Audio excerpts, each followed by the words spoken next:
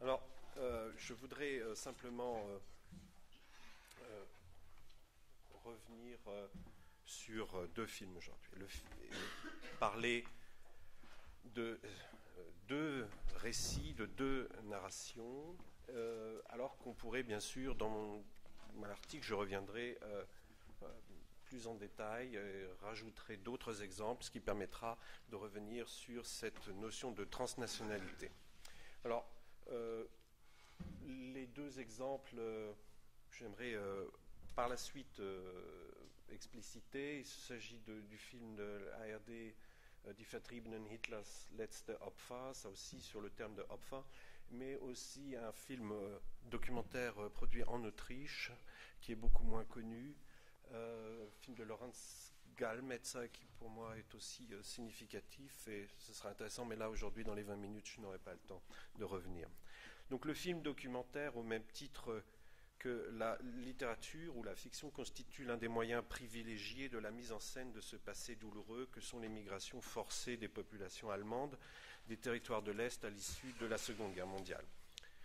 Si, comme l'affirme Niklas Luhmann, cela peut bien sûr m'être remis en question, ce que nous savons de notre société et même du monde dans lequel nous vivons, nous le tenons des masses médias, il me semblait intéressant de s'interroger sur la production filmique de ces dernières années sur le sujet.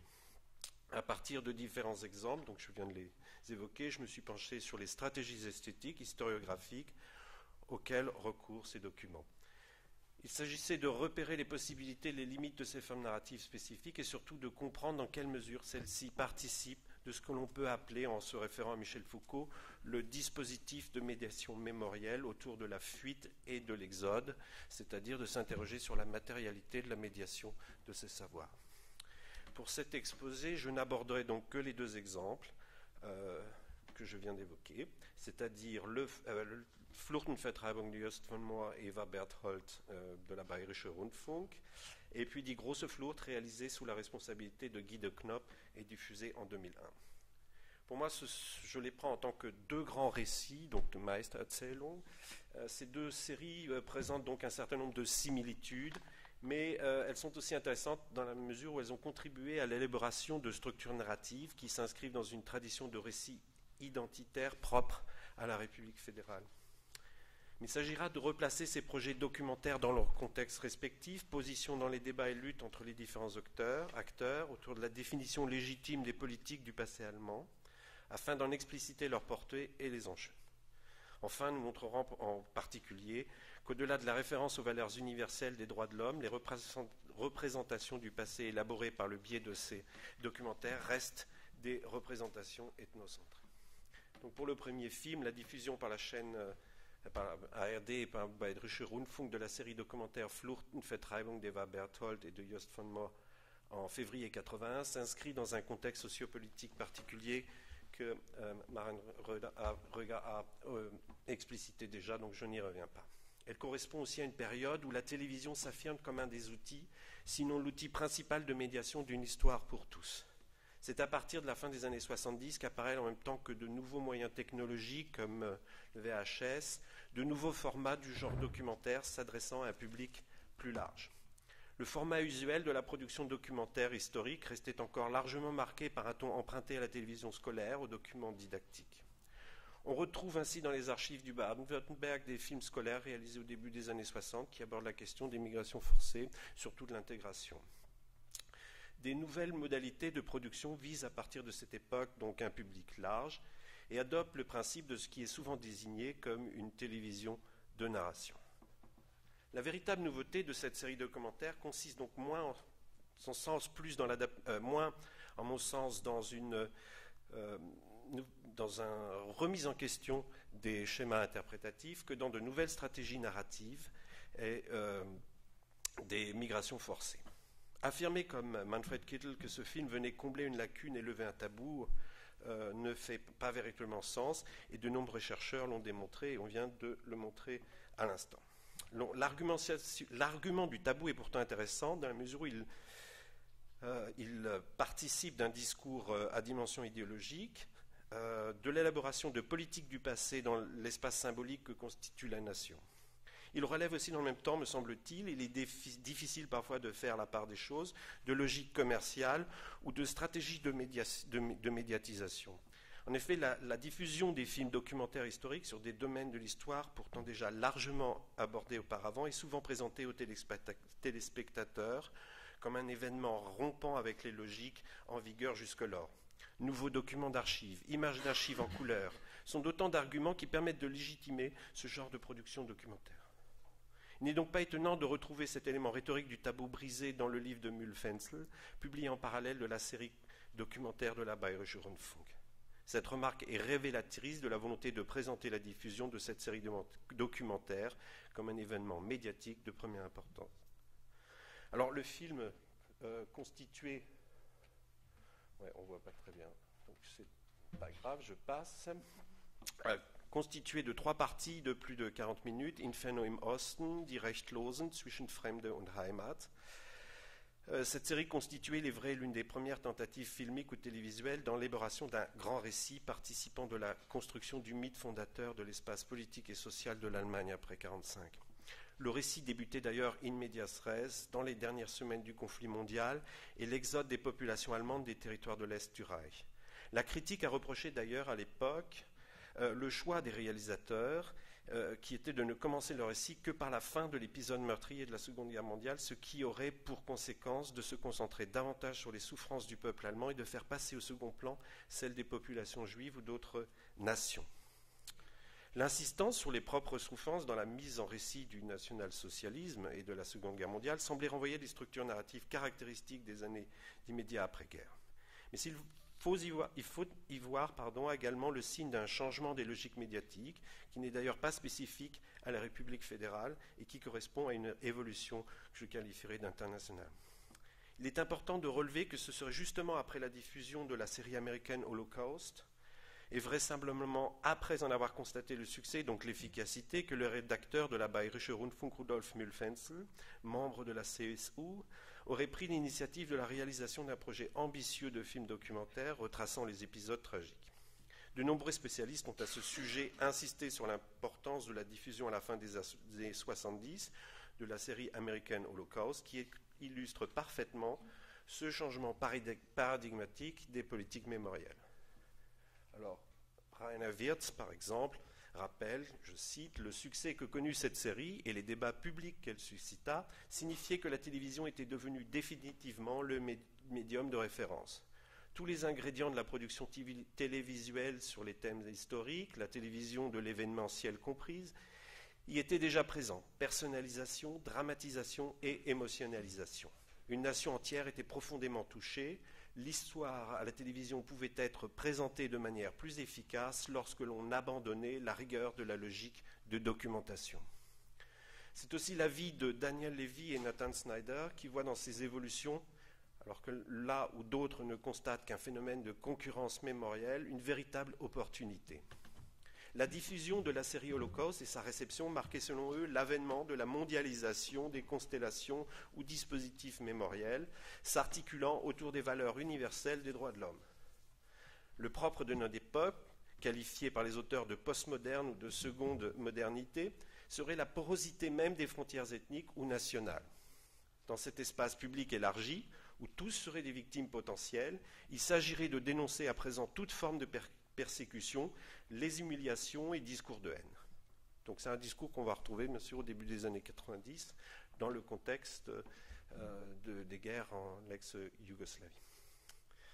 Cette manière d'appréhender l'identité collective par le récit de souffrances subies par un groupe particulier participerait à présent de la dénonciation des transgressions de valeurs universelles. Le manque de rigueur historiographique et la disparition de la question des responsabilités personnelles, dont un certain nivellement, serait le prix à payer suivant les auteurs. Force est de constater que l'iconographie et les structures des récits relatant l'Holocauste et la Shoah, mises en place depuis plusieurs décennies, sont aujourd'hui devenues les références pour de nombreux discours identitaires développés parallèlement. Le recours accru aux témoignages de victimes dans le flux du récit documentaire, qui a déjà été évoqué, les visions du passé, etc., sont bien sûr des nouveautés dans ce film. Et la diffusion en 1981 du documentaire connut également un succès populaire non négligeable, ce qui semblait finalement donner raison aux réalisateurs et responsables de la programmation. Alors, comme évoqué plus haut, la série documentaire ARD ou la Bayerische Rundfunk n'en a pas moins suscité de nombreuses réactions, souvent critiques, et notamment de la part du Spiegel, du journaliste Werner Paul, dont la rédaction précisait qu'il avait quitté la Tchécoslovaquie en 1975. Il dénonçait le renvoi aux valeurs humanitaires ou humanistes qu'il qualifiait d'hypocrisie. L'insistance des auteurs sur les aspects émotionnels, une simplification dans la présentation du nexus de causalité dans lequel s'inscrivaient les événements liés à l'exode et l'expulsion, le journaliste a affirmé. Ils se défendent également par de jolies formules. Ils auraient, prétendent-ils, tourné leur film sur les souffrances des Allemands à l'Est afin d'éviter que se répètent les choses semblables dans le monde d'aujourd'hui. Réaffirmation du devoir de mémoire au nom de l'homme ou expression critiquable d'une mise en concurrence des mémoires. L'article du Spiegel est caractéristique des termes dans lesquels se posait et que se pose encore bien souvent aujourd'hui ce débat.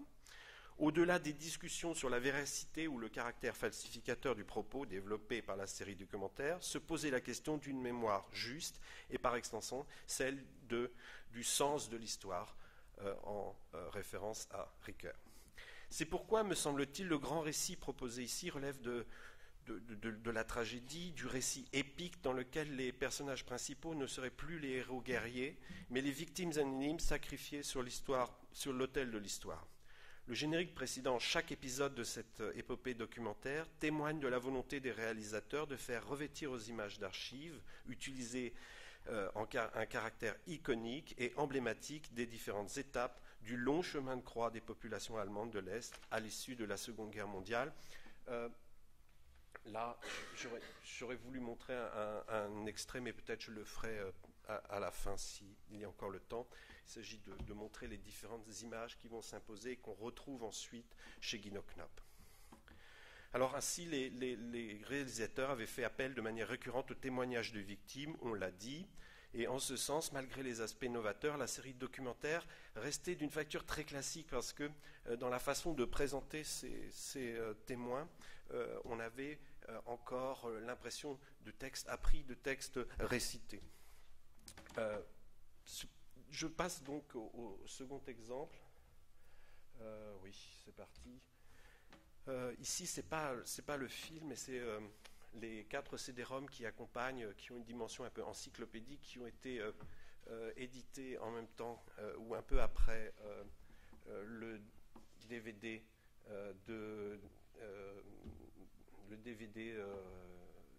édité par Guido Knopp.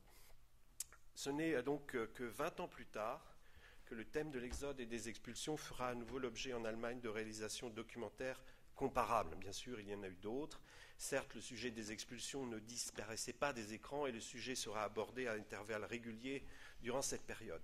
Fait significatif pourtant, ce sont 2 projets monumentaux que les chaînes publiques diffusent en cette année 2001. Alors que la chaîne ARD diffuse dès le mois de mars 2001 le film documentaire en 3 parties, Die Vertriebenen, Hitlers letzte Opfer, Flucht, Vertreibung et Neubeginn. La ZDF diffusait en novembre de la même année une série documentaire en 5 chapitres, Der große Dreck, Der Untergang der Gustloff, Die Festung Breslau, Die Zeit der Frauen, Die verlorene Heimat, d'une durée environ de 225 minutes. On peut s'étonner de l'intensité du traitement médiatique du sujet.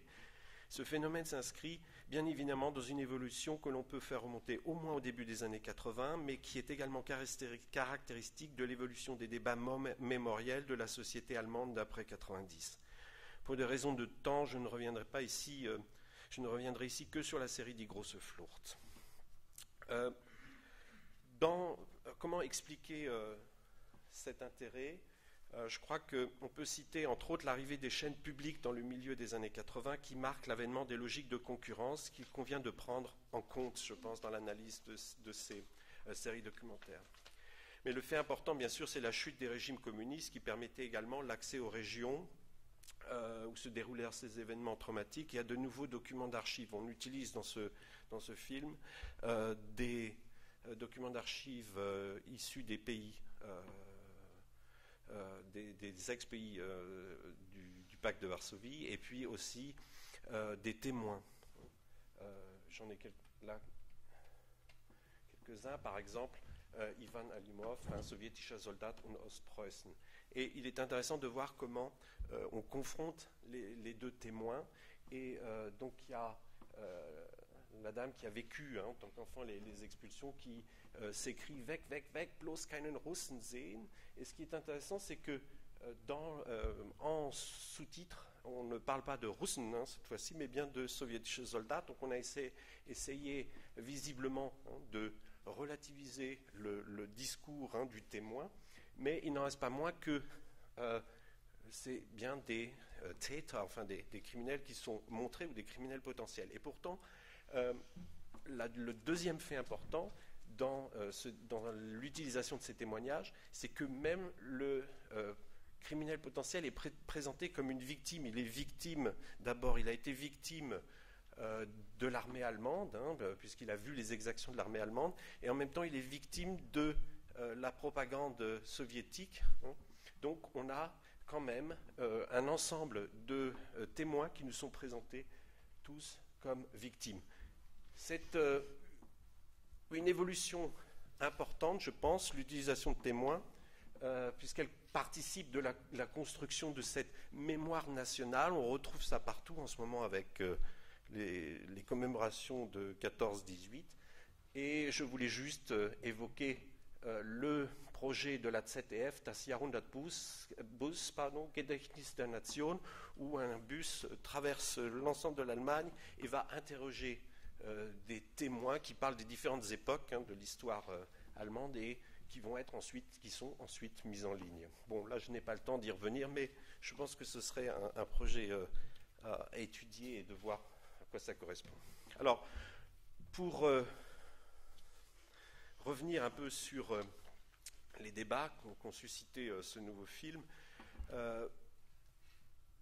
il est intéressant de voir la concurrence aussi au niveau des interprétations. Guido Knopp explique à différents moments, différents articles, ouvrages, son projet. Son projet correspond à un double objectif qu'il a notamment expliqué donc, dans une interview il y a quelques années. Et selon lui, le film documentaire doit répondre en premier lieu à une fonction didactique, bien sûr, mais il doit aussi avoir une dimension de divertissement. Donc il contribue à la formation d'une conscience historique d'un public voulu le plus large possible. Aufklärung braucht Reichweite, ça c'est sa devise qu'il répète à volonté. Or, selon Knopp, ce dernier point ne serait réalisable qu'à condition de donner une dimension de divertissement à toute entreprise documentaire. C'est parce qu'il a renoncé, disons, à ce deuxième aspect que la conception du film documentaire, selon des critères purement scientifiques, serait sinon condamnée à l'échec, du moins réservée à une minorité qui, je cite, sait de toute façon déjà tout, ou qui du moins le pense. Le principe de base posé par Guido Knopp ou par le modèle qu'il a contribué à mettre en place relèverait des logiques propres à l'éducation,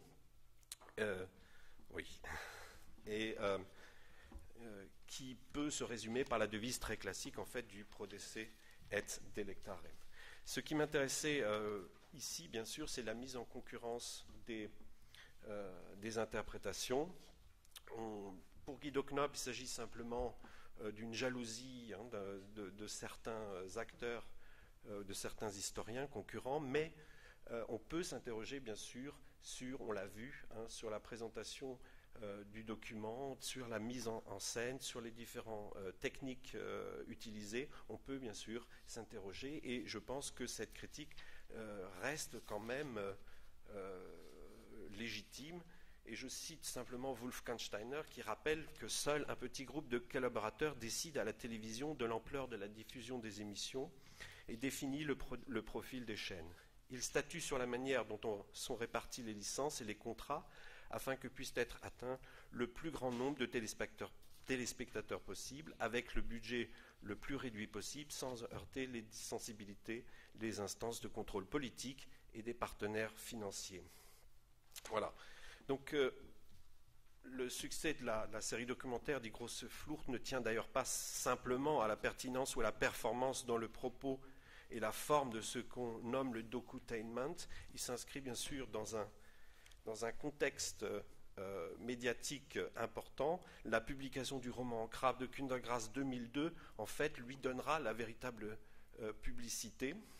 On peut citer aussi de nombreux ouvrages qui paraissent à l'époque, le Spiegel, qui avait pris des positions relativement critiques il y a 20 ans plus tôt, maintenant vient plutôt soutenir ce discours mémoriel ou cette façon de présenter les choses. Bon, je passe sur différents aspects, bien sûr, et simplement pour conclure, je crois que Karl Schlöger a dit que ces images de la fuite, celles reproduites ou produites par les séries documentaires que nous avons abordées, seraient aujourd'hui non seulement partie intégrante d'une mémoire nationale traumatisée, mais également de l'inventaire iconographique européen. On peut cependant douter que leur réagencement, tel qu'il est proposé dans les deux exemples que j'ai montrés ici, soit à même d'être transposé dans d'autres espaces nationaux ou fasse consensus dans les représentations du passé à un niveau transnational, c'est-à-dire européen ici. Il n'empêche, et nous l'avons vu tout au long de ces journées, que les sociétés des pays voisins d'Europe centrale ont développé ou commencent à développer aussi leur propre vision de ce passé au moyen du film documentaire. On peut se demander si ces projets dépassent véritablement la dimension bilatérale et relèvent de logiques dites transnationales, terme d'ailleurs qui resterait encore à définir. Quoi qu'il en soit, le développement de narratifs transcendant véritablement le cadre national propre à soutenir les représentations d'un passé voulu commun passera inévitablement par la définition et la construction d'un espace public transnational ou européen. Merci. Je m'excuse.